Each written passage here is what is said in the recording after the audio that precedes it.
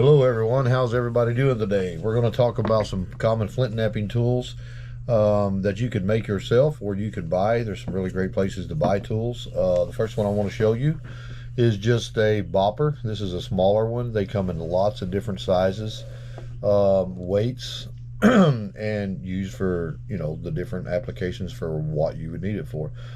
You can make spalls, do your direct percussion with this. You can also use antler.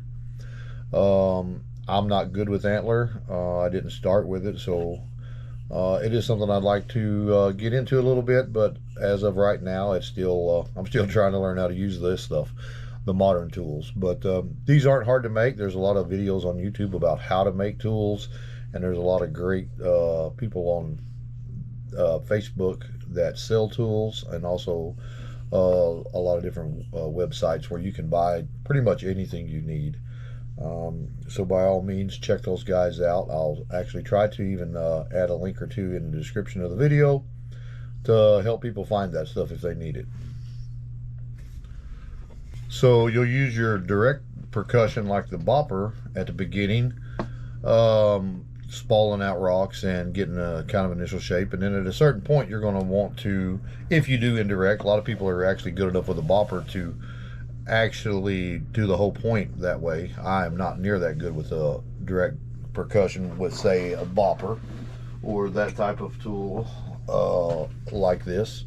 I'm not accurate enough. I just need more practice, I think, and to use it more. I personally love the indirect. I use indirect after I get a point down to a certain level to refine the biface.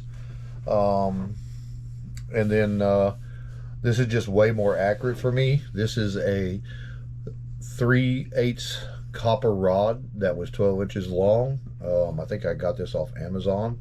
You can also use copper, steel, and aluminum. They all work great. Steel's a little tough, but it does slip a little bit when you're using steel tools, but they don't require near the maintenance on the edges of them.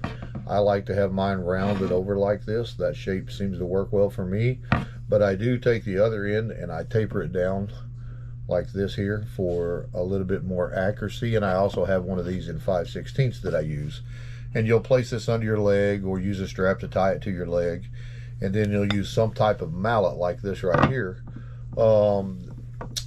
for hitting that, and that force pushes and drives that flake off of the material. I started out with a wooden mallet, and I learned real quick that it absorbed a lot of the shock, and it didn't do near as well as when I switched over to this mallet, to this plastic. And then I also learned that there's a high molecular plastic that I have the same size as this that worked even better. It was heavier and a little more dense. But you use whatever works for you. You can use an antler billet. Works really good for a mallet as well. Now once I get to a certain point, I do a lot of my final thinning of a piece with something called an ishii stick, which is just a really long, as you can see, pressure flaker. You can build up a lot of force before the flake pops off with one of these. This one has a copper nail in it. It's got set screws in the sides, and I use that along with this type of slotted pad here, and you can see it's got the wear in it here, and that's from this hitting that. So you can run some pretty good long flakes and do some thinning, and it works great for certain flake scars. It's also got leather on the back side of it here, and you can use that as when you're pressure flaking too. You'll just be pushing down on your stuff. So this particular hand pad comes from Flintknapping Traditions. Danny Collins makes and sells these on his website. Absolutely great source for tools, as well as your materials you're going to want and need.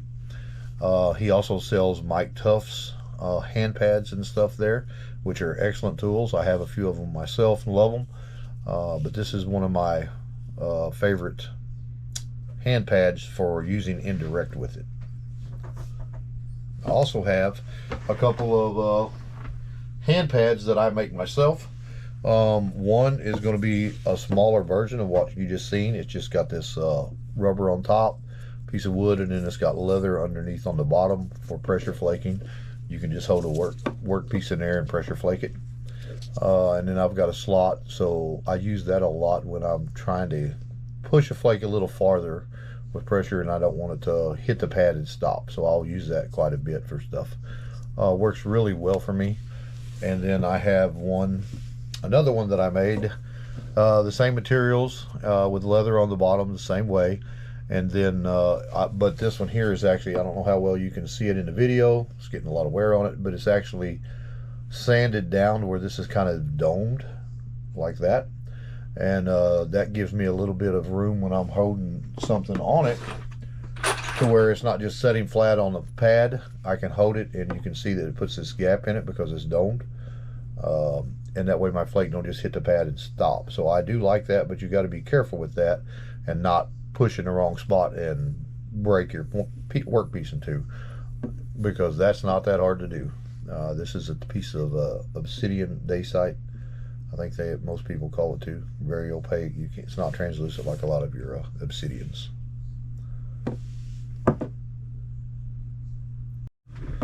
So once you get a biface worked down into somewhat of a preform like this, you're probably going to want to use a little pressure flaking on it for your edge work to sharpen it and things like that. Now this one here, you can see it's still got a thick spot on it. It's not quite ready. I would use an Ishii stick to remove that most likely, or indirect.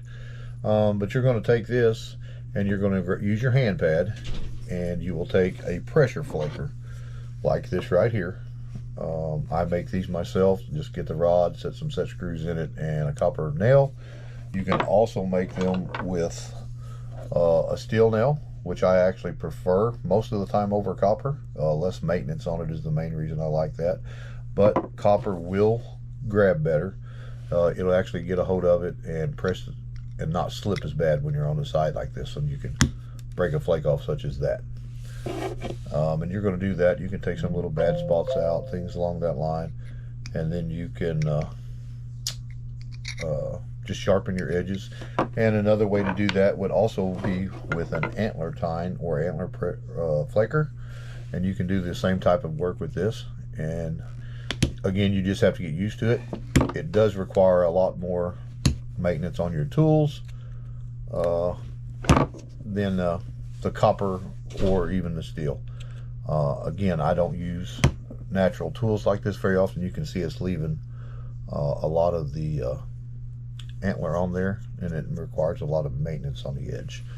So kind of hard for me to get a flake way out here with my arms extended, but you get the gist of what I'm trying to do there.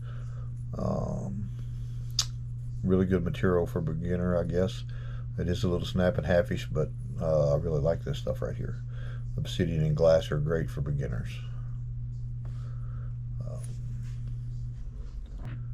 Okay, I mentioned earlier that on my hand pads that I put leather on one side, and that's really common when you buy a lot of them. They'll have leather on them. I like the leather on here because I will put my workpiece on here like this, and I use a tool called a scrunching tool. And I just flattened out a piece of copper in a vise, flattened it out nice and flat, and then I cut the edge of it, the tip here, I cut it at an angle if I can figure out how to turn it. There we go. And I'll use it to scrunch the edges, which I can raise the edges up.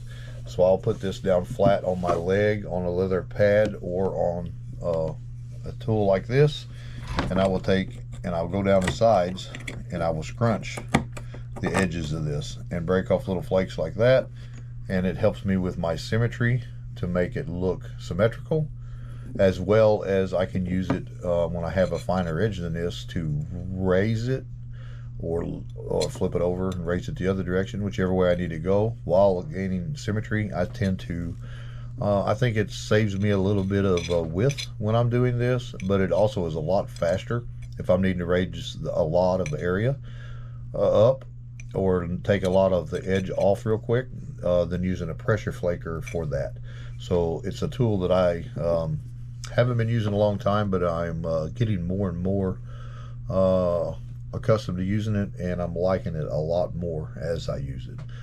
Not something I see a lot of knappers use. I'm sure there's probably more than I realize, but it's a really easy, cheap tool to make. Just needed a little piece of copper pipe, and I put a little bit of electrical tape on it just so, you know, so you don't get the green all over your hands from holding onto the bare copper. You could use shrink tube on here, put a slide it on there, heat it up, work great. And I may do that too this one if it starts getting sticky on me, but we'll see. All right, so along with your grinding stones, when you get down to the finer detailed work, the edge work, or you're really needing to set up and prep a particular platform, I like a diamond file, especially on obsidian. It works well on rock or glass or anything, but that works really good for filing it like this and taking that off, and I get a really good seat with my tool on it. It doesn't slip as bad. You can overgrind, but this works really good for me when I'm trying to isolate a spot and then run a, like say, run a flake right through here. And I don't know how well you can see this, but I got a little bit of a ridge right here. So you can see that low spot there. So you find you a platform below center line or set one up, and you can grind that edge with this diamond file. You can get them on Harbor Freight really cheap, and you can run a flake through there and remove this hump right here. And a diamond file is a great tool for that. It also is really good if you starting to stall a notch when you're like putting corner notches or side notches in, and it starts to stall, crushes on you or something. You can run this in there and kind of fix that platform a little bit and help you unstall a notch without having to use so much force that you blow the whole thing up on the side or something. And when I notch, I like to use this pad right here, or one of my Mike Tuff's pads that's very, very similar to this one. And I have a couple different style of notching tools that I use, so I'll hold that on there. You can also do punch notching, which I'm not very good at, but I am practicing it a little bit at a time. Maybe we'll do a video on it one of these days. But I have this finish nail, or not finish nail, it's a horseshoe nail inside this handle, and I bought this on somebody's Etsy page, I forgot where, and you can replace the nail as it wears out here on the end. Works really good for really fine detail work, like real small serrations on the edges you can flake to sharpen your point. But it also, if you're trying to get really skinny notches in something that's really narrow or starting a notch, it's a great tool for that. And I do really like this. And but my go-to, almost always favorite notcher is this particular notcher right here. Now this was designed by Sal. Some of y'all have probably seen his channel on Blades and Points by SGP. This is by far my favorite notching tool I've ever used. It's a 20D nail, and I put it in a handle with set screws to adjust it. Rounded the tip on it here. I keep that kind of round. It works great, and just keep it filed down and sharp. Not like razor blade sharp, but thinner than it is right now. I haven't used this one. It's a brand new nail I put in it. But keep all the burrs off of it because it does wear down. He's got a video on his page on actually how to make these. Absolutely improved my notching game drastically. I'm not going to say I'm good at it, but I am a lot better than I was before this tool. And Sal, if you ever see this, thanks, buddy. I really, really, really, really like this notching tool. One of my favorites. Not hard to make. I don't know, Mike Tuff's might be starting to make these for Sal. I know he sent some stuff to him. It'd be awesome if he does. Great tool.